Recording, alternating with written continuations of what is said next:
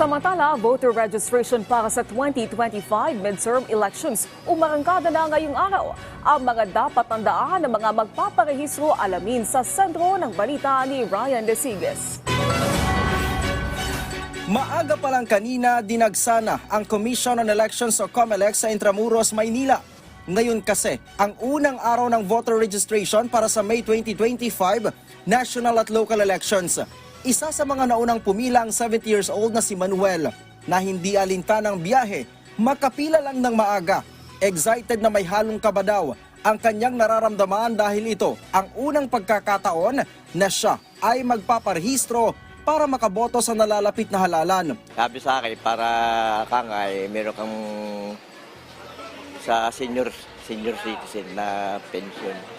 Eh wala po ako natatanggap, kaya nagparehistro po ako. Akay-akay ng kanyang asawa, maaga ring pumila kanina si Magdalene para magpa-transfer ng kanyang rehistro. Hirap siyang maglakad dahil siya ay dialysis patient, pero pinilit pa rin umano niyang makapunta sa unang araw ng voter registration para hindi na makipagsiksikan sa mga susunod na araw. Mahalaga po para sa isang tao po na makapagboto po.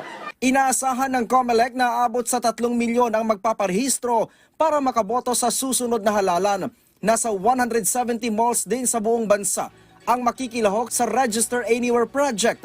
Kung ikaw ay 17 taong gulang na ngayong araw pero mag-18 taong gulang na sa May 12, 2025 hanggang sa ikalawang linggo ng Mayo ay maaari na kayong magparehistro.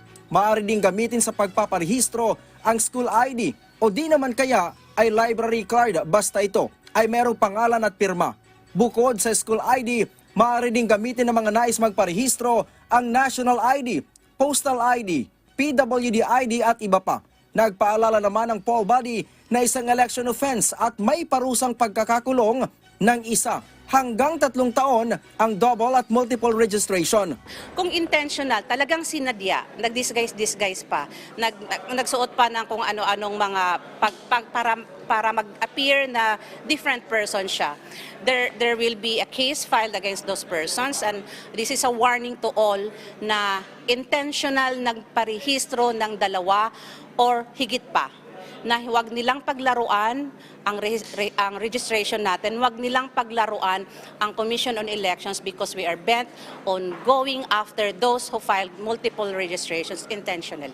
Magtatagal hanggang September 30, 2024 ang voters registration. Importante magparehistro kasi kung gusto nating bumoto, kailangan rehistrado tayo. Ryan Lisiges para sa Pambansang TV sa Bagong Pilipinas.